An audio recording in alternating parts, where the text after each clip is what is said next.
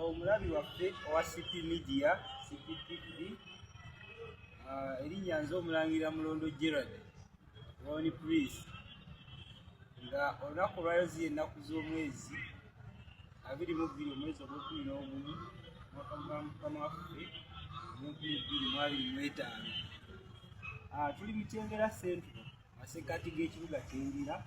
Leero lwayondidde Haji Kafumbi.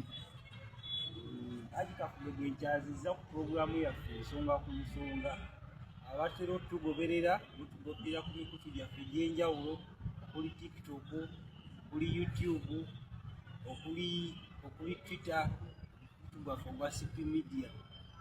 Omukutu gwaffe kubeerako ensonga nnyingi, kubeerako ebyobufuzi, kubeerako eby'abaana b'amasomero, kubeerako ensonga eziriwo mu ddiiro ne tukyaliza bannabyabufuzi ab'enjawulo n'abagundu.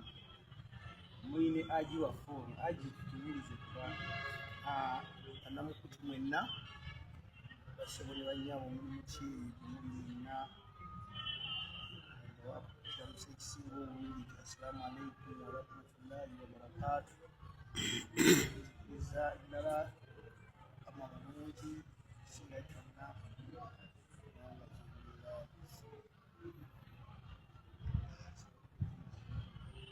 Haji weebale nnyo okutubuliza ku balabi baffe ab'omukutu gwaffe gwa CP Media. Atulaba ku YouTube eyo. Haji ono lwaleero atambulira ku mubaka waffe Sseggona East era y'omu ku bakulembeze mu kibiina kya National Unity Platform mu Busiro East.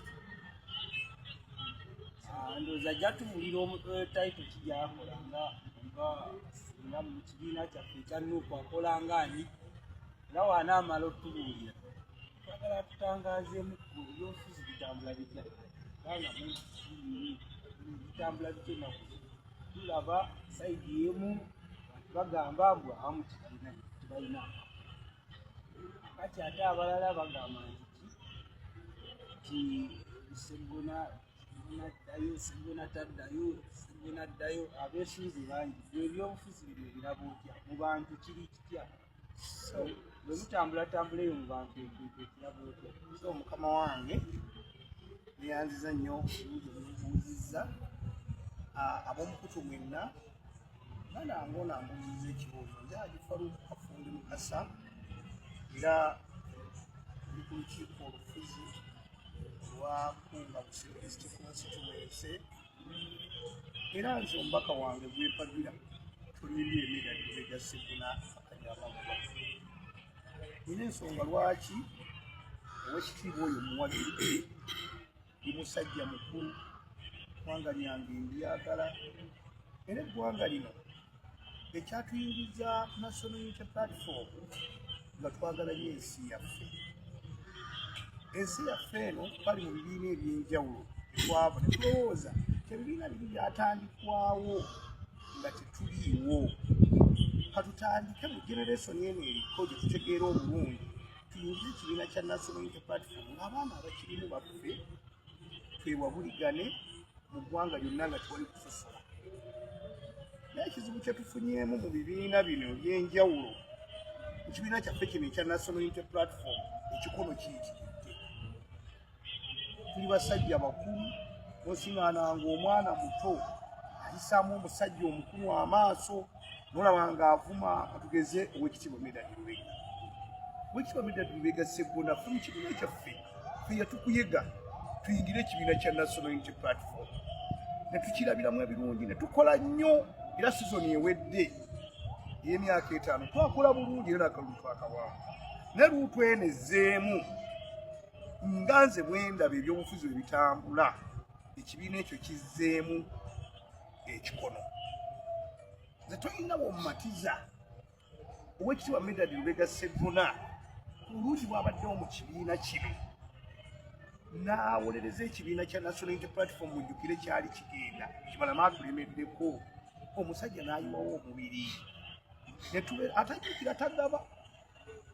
Ekyo kyekimbeezaawo nga nze okujjukira Medard Lubega Sseggona byakoze eki byakoledde ekibiina kino.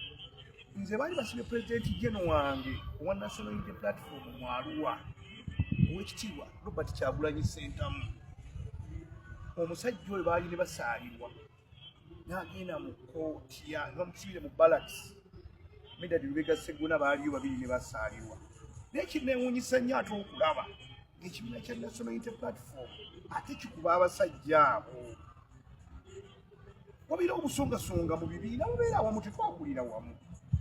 Obusongasonga obutono bagamba nti baluddeyo emyaka mingi mitono. Museveni afuuze wano emyaka agenda 45.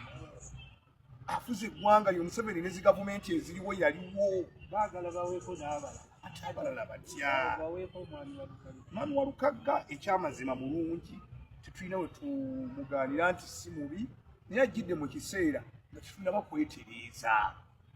Toyinza kujjawo omusajja alwanyisa kkooti y'amagye. Kkooti Masa esibye abaana 40 esibye abaana emyaka 4. Omusajja n'akozesa omutwe gwe n'agenda n'atugirawo kkooti maaso. Ekyo Lukagga takisobola. Buli muntu alina omulimu gw'asobola. Lukagga asobola okuyimba ennyimba egisobola okuzimba ensi eno. Era musajja mulungi tumuwa ekitiibwa era muyimbi. Naye toyinza kummatiza nti oyinza okujja omusajja yajjawo kkooti maaso eyawolereza ekibiina kya National Unity Platform gwe n'otandika okumuvuma obuvumu. Ekibiina kyetaagamu ba elders abagezi abawabulwa ne bawabula mu mazima ne tuwabuligana. Naye bulabeera mu bibiina bino ebyokuyombagana gavumenti eno eyinza okutulema okujjako. Twalibadde tukwatagana ne tukkiriziganya. Owekitiibwa Meeya abadde awali wabadde yalisoose n'asooka avumbavumbamu. Twayinza goba professional gwe twekutteko ffenna gwe tuyigiddeko ebyobufuzi kitaffe mu byobufuzi n'omuga oyo mukadde aluddewo omulwadde yawagidde gundi nedda ssebo bema mwagala okutwala ensi mu maaso mulina okutuula ku mmeeza ng'abantu abakulu. Ffe ekibadde kitwagaza Honorable Kyagulanyi Ssentamu agasse eggwanga lino. Aleese abasajja ab'engulu, aleese abasajja ab'embaale, abasajja ab'ekoboko, abasajja aba Buganda, eggwanga gonna agagasse.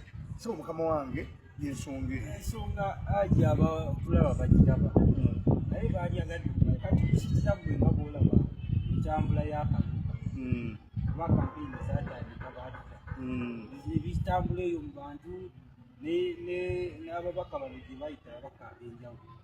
Olowooza bikuwa essuubi gwe ng'omuwagizi wa Honorable Sseggona anaakomawo mu nze nga nze mbabuulira nga nkakasa ku lw'obuyinza bwa Munyazimungu ow'ekitiibwa. Tukakasa nti Medad Lubega Sseggona agenda kukomawo. Medad Lubega Sseggona ttiimu yonna yamunoonyeza akalululi yonna ekyali ku ye era yamuleeta mu buyinza.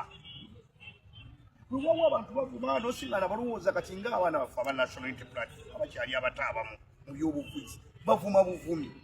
Totuddeeko na banno kugamba nti naye kafumbi oba gundi tutuule. Ne buli wabeera bavuma buvumi oyo musiru tategeera ekintu ekyo kikyamu. Tulina okukitegeera kiri n'ensi yaffe. Tewali agenda kugitwagalira eggwanga lyaffe lino erya Uganda. Ffe tulina odizimba ne tuzimbira abaana baffe abagenda okukola ki okuddawo. Naye gwe toyinza kusiŋŋana munno kuvuma. Sseggona kyakoze wendabira nti agenda kukwata akalulu akatadde ku ground atuuse ku ssekinnoomu.